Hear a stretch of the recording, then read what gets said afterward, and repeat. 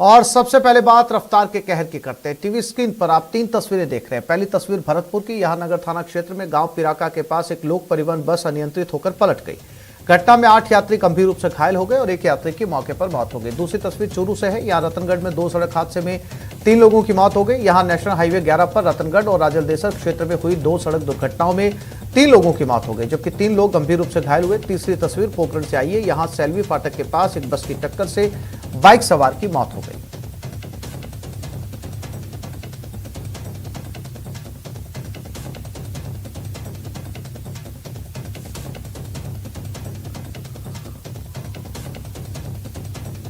पोखरण से एक सड़क हादसे की खबर सामने आई, जिसमें एक व्यक्ति की मौत हो गई। युवक बाइक से जा रहा था, तभी सामने से आ रही बस से उसकी टक्कर हो गई। मौके पर पहुंची पुलिस ने आनन फानन में युवक को अस्पताल पहुंचाया, जहां डॉक्टरों ने उसे मृत घोषित कर दिया। मृतक सेतुराम पाली का रहने वाला था।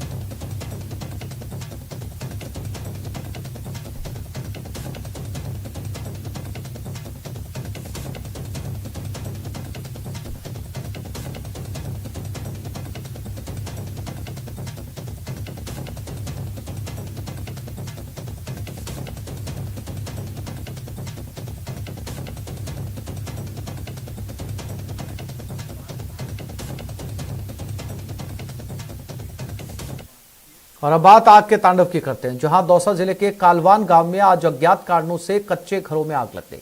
इस अग्निकांड में 2 कच्चे घर जलकर राख हो गए। 2 छप्परपोश घरों में आग लगने से घर के अंदर रखा घरेलू सामान और नकदी जलकर राख हो गई। वहीं झुंझुनू में चलती कार में भीषण आग लग गई। हालांकि अच्छी बात यह रही कि ड्राइवर ने कूदकर अपनी जान बचा ली और देखते ही देखते चंद मिनटों में कार जलकर खाक हो गई।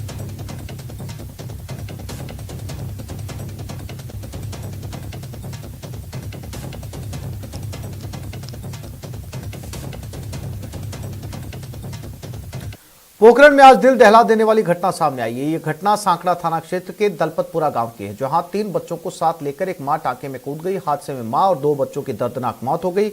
वहीं बच्ची का सांकड़ा अस्पताल में इलाज चल रहा है। सूचना मिलने पर सांकड़ा एसएचओ आदेश कुमार मय जाप्ता मौके पर पहुंचे और घटना की जानकारी ली। पुलिस ने मृतका के परिजनों को सूचना दी और तीनों शवों को सांकड़ा अस्पताल में स्थित मोर्चरी में रखवाया।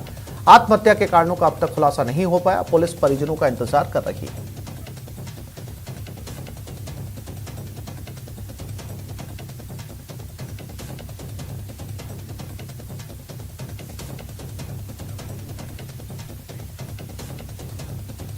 और ये खबर कोटा से, जहां एक आंगनबाड़ी कार्यकर्ता ने अपने पति से परेशान होकर आत्महत्या करने की कोशिश की। पीड़िता सज्जन बाई आंगनबाड़ी कार्यकर्ता के रूप में काम करती है और अपने परिवार का पालन पोषण करती है, लेकिन उसका पति भंवरलाल शराब पीने का आदी है और कई बार उसके साथ मारपीट भी कर चुका है, जिससे परेशान होकर महिला ने जहर खा लिया।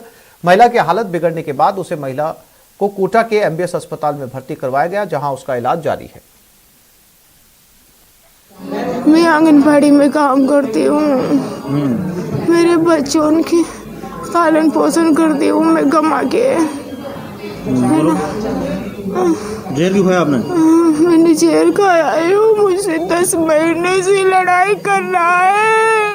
12 जिले में चोरी की वारदात थमने का नाम नहीं ले रही। जिले के गांव मझारी से लेकर बूढ़ा नोनेरा तक के बीच बीती रात को चोरों ने धावा बोल दिया और किसानों ने अलग अलग जगहों पर कुएं के भीतर लगी मोटरों से केबल चोरी करके ले गए। किसान जब खेतों में पानी देने के लिए मोटर चालू करने पहुंचे तो उन्हें इस घटना का पता चला। एक रात के दौरान चोरों ने 15 जगहों पर चोरी की वारदात को अंजाम दिया। चोरी की घटनाओं पर किसानों में काफी नाराजगी है।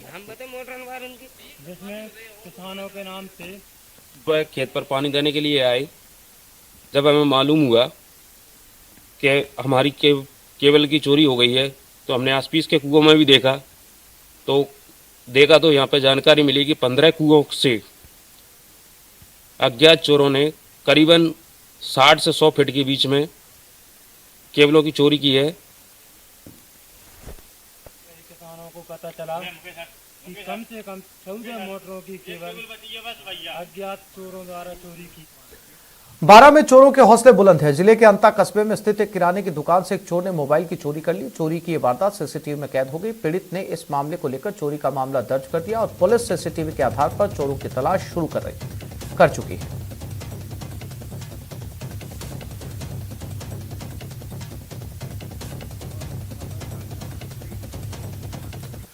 और खबर राजसमंद जिले के खमनोर कस्बे से। बीती रात चोरों ने 6 मंदिर और एक किराना दुकान को निशाना बनाया। इस दौरान चोरों ने हजारों रुपए की नकदी और कीमती सामान पर हाथ साफ कर लिया। वहीं जब सुबह चोरी का पता चला तो क्षेत्र में हड़कंप मच गया। उधर मौके पर पहुंची पुलिस ने मौके से सबूत जुटाकर चोरों की तलाश शुरू कर दी है। पुलिस इलाके में लगे सीसीटीवी फुटेज और अन्य सबूतों के आधार पर चोरों की तलाश कर रही है।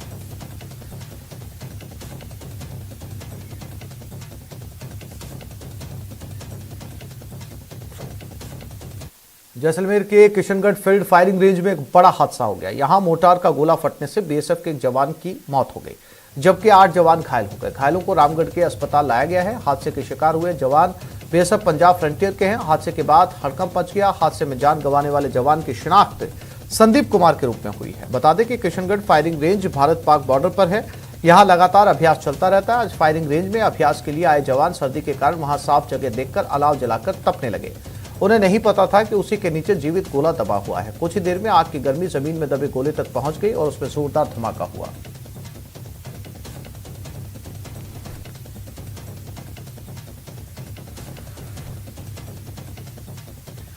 और अब खबर राजधानी जयपुर से, जहां जेडीए प्रवर्तन दस्ते ने बड़ी कार्रवाई को अंजाम दिया। जेडीए ने जोन 13 के बढ़ारना में अवैध औद्योगिक कॉलोनी में तोड़फोड़ की। आपको बता दें कि बढ़ारना के सरकारी स्कूल के पीछे अवैध औद्योगिक कॉलोनी काटी जा रही है। मुख्य नियंत्रक प्रवर्तक रघुवीर सैनी के निर्देशों पर इस कार्रवाई को अंजाम दिया गया।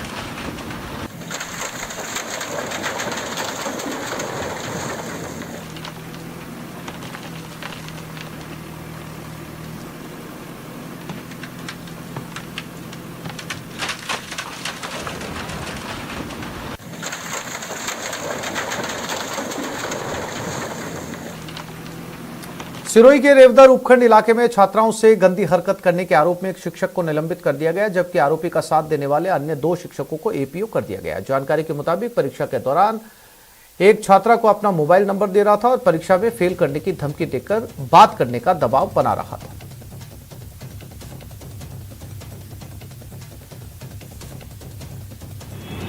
सिरोही में अजीबोगरीब वाकया सामने आया। जी हाँ, बताना चाह रहा हूँ कि रेवदर उपखंड के रायपुरिया गांव के सरकारी स्कूल में एक शिक्षक को अपनी छात्रा से प्यार करना भारी पड़ गया, क्योंकि वहाँ पर जो छात्रा आई थी एग्जाम देने के लिए और उस परीक्षा में डेपुटेशन पर लगे एक शिक्षक ने उस बच्ची के पेपर पर एक नंबर दे डाले। नंबर देने के बाद में उसको फ़ोन करने के लिए बोलने लगा, जिससे छात्रा ने घर जाकर अपने माता पिता को बहुत सारी घटनाक्रम बताया, जिसके बाद में माता पिता आक्रोश हुए, समाज को इकट्ठा किया और स्कूल के बाद धरना दे दिया। स्कूल के बाद धरना देने के बाद ही वहाँ पर जो है जन आक्रोश उमड़ पड़ा, जिससे शिक्षक को मौके पर माफ़ी मांगनी पड़ी और गुरुजी के छक्के छूट गए, जिसके कारण शिक्षा विभाग के उच्च अधिकारियों ने तुरंत प्रभाव से उस शिक्षक पर गाज गिरी और उसको निलंबित कर दिया, जिससे कहीं ना कहीं देखा जाए तो शिक्षक को जो है इश्क लगाना भारी पड़ गया। देवदर से प्रतीक सोलंकी, सिरोही, राजस्थान।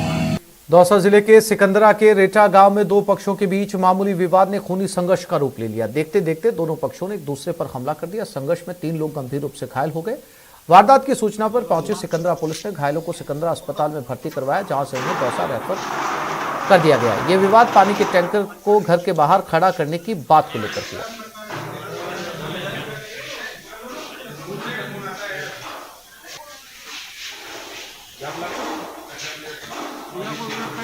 इनमें से 2 लोगों के पास लूट की लगभग यानी आप मान के चलिए 45% राशि जो है वो इन 2 साथियों के पास थी। शेष जो राशि है वो 3 लोगों के पास होना अब तक सामने आया है। घटना में जो हथियार इस्तेमाल हुआ था वो हथियार भी बरामद कर लिया गया है।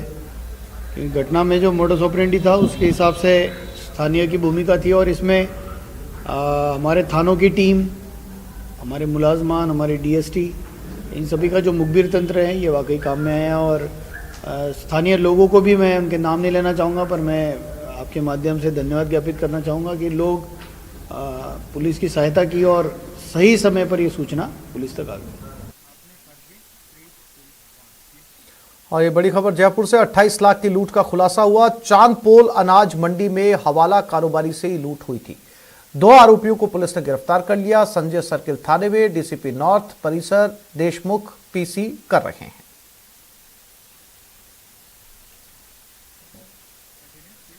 और आपने फर्जी अधिकारी के रूप में इंस्पेक्टर या छोटे मोटे अधिकारियों के बारे में सुना होगा, लेकिन इस बार बांसवाड़ा कोतवाली पुलिस ने फर्जी संभागीय आयुक्त बनकर ठगी कर रहे युवक को गिरफ्तार किया। आरोपी फर्जी संभागीय आयुक्त बनकर आंगनबाड़ी कार्यकर्ताओं और अन्य को फोन कर पैसे की डिमांड करता था। जब इस मामले की खबर पुलिस को मिली तो मोबाइल नंबर के जरिए पुलिस ने जांच शुरू कर दी और अंत में पुलिस ने फर्जी संभागीय आयुक्त को गिरफ्तार कर लिया।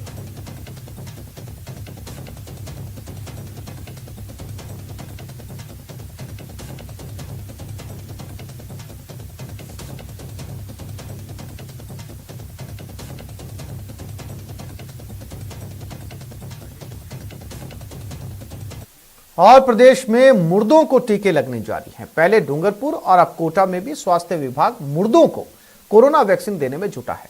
हैरान होने की बात नहीं है, यह दावा स्वास्थ्य विभाग ही कर रहा है। नहीं तो ये कैसे होता कि जिसकी मौत 7 महीने पहले हो चुकी हो, उसके वैक्सीनेशन का न सिर्फ मैसेज घर वालों के पास आया हो, बल्कि सर्टिफिकेट भी जारी हो गया। जानकारी के मुताबिक पुलिस इंस्पेक्टर पवन मीणा की मां की मौत करीब 7 महीने पहले हुई थी, लेकिन शनिवार को पवन मीणा के मोबाइल पर उनकी मां के वैक्सीन की सेकेंड डोज लगने का मैसेज आया। पुलिस इंस्पेक्टर ने उस मैसेज में दिए गए लिंक पर क्लिक भी किया तो सर्टिफिकेट भी जनरेट हो गया। अब 7 महीने पहले का शोक संदेश और शनिवार को जारी हुआ वैक्सीनेशन सर्टिफिकेट सोशल मीडिया पर वायरल हो रहा है और स्वास्थ्य विभाग की करतूतों की कहानी भी बयान कर रहा है।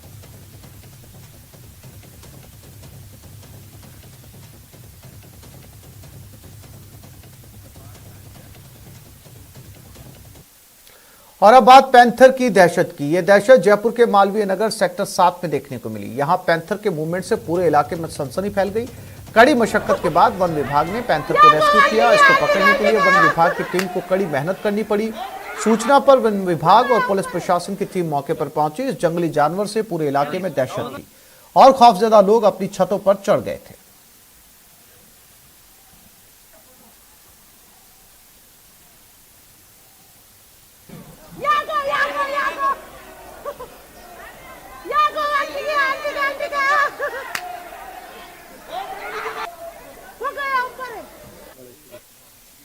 और ब्रेक के बाद देश में राजस्थान की उड़ान।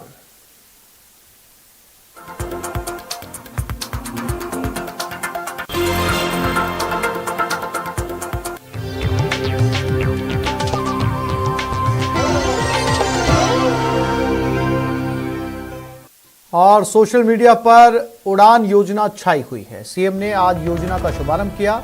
राजस्थान की उड़ान अब ट्रेंड बन चुका है। देश में पहले नंबर पर यह ट्रेंड कर रही है। देश भर में हो रही योजना की सराहना। महिलाओं बालिकाओं को निःशुल्क सैनिटरी नैपकिन मिलेगा। देश में ऐसी पहल करने वाला राजस्थान पहला राज्य बन चुका है।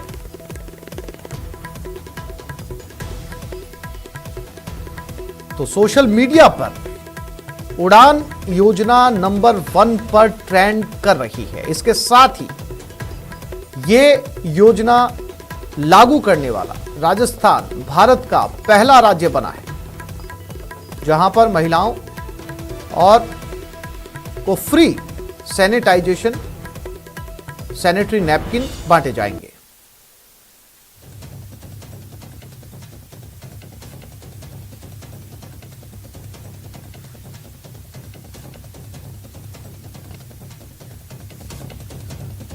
इस उड़ान योजना को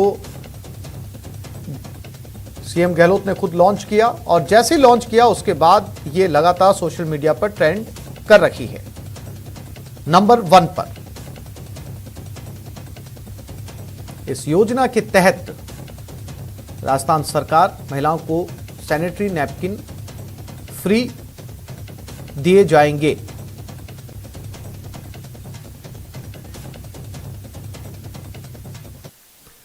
प्रदेश की गहलोत सरकार की तीसरी वर्षगांठ के मौके पर सरकार प्रदेश को कई विभागों के विकास कार्यों के लोकार्पण और शिलान्यास करके सौगात दे रही है। शनिवार को हजारों करोड़ रुपए की लागत के विकास कार्यों के सौगात देने के बाद आज भी शिलान्यास और लोकार्पण कार्यक्रमों के जरिए प्रदेश को विकास कार्यों की सौगात दी। इस मौके पर उन्होंने अपनी सरकार की उपलब्धियां भी गिनाई।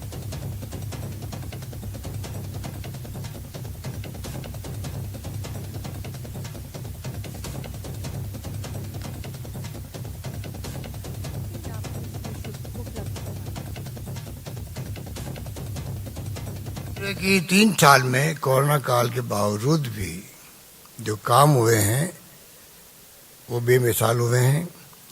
बजट पेश हुए हैं, उम्मीद नहीं थी, विपक्ष को भी नहीं थी और पक्ष को भी नहीं थी। अगर पक्ष को भी नहीं थी तब भी इतना थाना बजट पेश हुआ तो आप सोच सकते हैं कि कितनी मेहनत की गई होगी, किस प्रकार वित्तीय प्रबंधन किया गया होगा।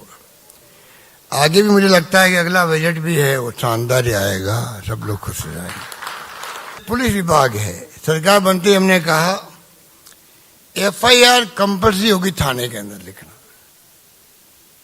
और कोई नहीं लिखेगा तो वो एसपी के ऑफिस में दर्ज होगी FIR। डीजी साहब जानते हैं उसका क्या असर पड़ा। कोई 10-15 लोग आए होंगे मुश्किल से एसपी ऑफिस में। अब सब थानेदार समझ गए कि हमारे लिए अनिवार्य लिखना ही बहुत बड़ी बात होती। लोग भगा देते थे थाने से गरीब आदमी को। जो पीड़ित पक्ष होता है उसकी बात सुनते नहीं थे। अब कम से कम रिकॉर्ड में आ गया। उड़ान जो है ये टॉप प्रायोरिटी में आनी चाहिए। राजस्थान देश में पहला राज्य बनना चाहिए जहां पर हम देख चाहते हैं कि हमारी महिलाओं को महिला सशक्तिकरण की बात भी करते हैं कि स्कीम लाते हैं, स्कॉलरशिप लाते हैं, सब कुछ करते हैं। ये जो प्रॉब्लम है जिसका अभी डॉक्टर साहब ने बताया आपको, इसके गहरे में जाना चाहिए हर इंसान को। वो जमाना गया, कोई जमाने में संकोच में कोई बात करते नहीं थे। एक ओलंपिक ग्रामीण खेल कूद शुरू हो रहा है, पढ़ा होगा अखबार में आपने। करीब 26 लाख लोगों तो मेरे ख्याल से उसमें रजिस्ट्रेशन करवा दिया। बच्चों ने नहीं, बूढ़ों ने भी, क्योंकि इसमें जो एज रखी गई है वो एज रखी गई है आपकी 50, 60 नहीं 70 साल तक की उम्र रखी हुई है। मतलब बूढ़े लोग भी खेल सकते हैं, फोटो देख सकते हैं उसको। शानदार योजना है चिरंजीवी की। अभी हमने हाल ही में इसके लिए 100 रुपये प्रति व्यक्ति जो ऐड करवाएगा नाम, उसको मिलेंगे। अब बताइए नौबत क्यों आ रही है। 5 लाख का बीमा कैशलेस मिल रहा है लोगों को। 5 लाख किसे कहते हैं एक परिवार में। तब भी कई लोगों ने अभी तक भी रजिस्ट्रेशन नहीं करवाया। इंग्लिश स्कूल का बता दिया आपको, बड़े क्रांतिकारी प्रोग्राम दिया। हमारे शिक्षा मंत्री जी थे 2000 उस वक्त में शुरू हुई। बहुत अच्छा कंसेप्ट है। हम चाहेंगे फैकल्टी अच्छी बने इसके लिए अच्छी। अगर मास्टर नहीं होंगे इंग्लिश पढ़ाने वाले, खुद ही नहीं बोल पाएंगे इंग्लिश, वो मान लीजिए, तो बच्चा क्या सीखेगा। ये स्कीम वो है जब इंग्लिश स्कूलें होती प्राइवेट, वो वहाँ टीचर ऐसे होने चाहिए जिससे कि अच्छी इंग्लिश सिखा सके बच्चों को, बोलना भी और लिखना भी और पढ़ना भी। तो इस बुलेटिन में फिलहाल इतना ही। नमस्कार।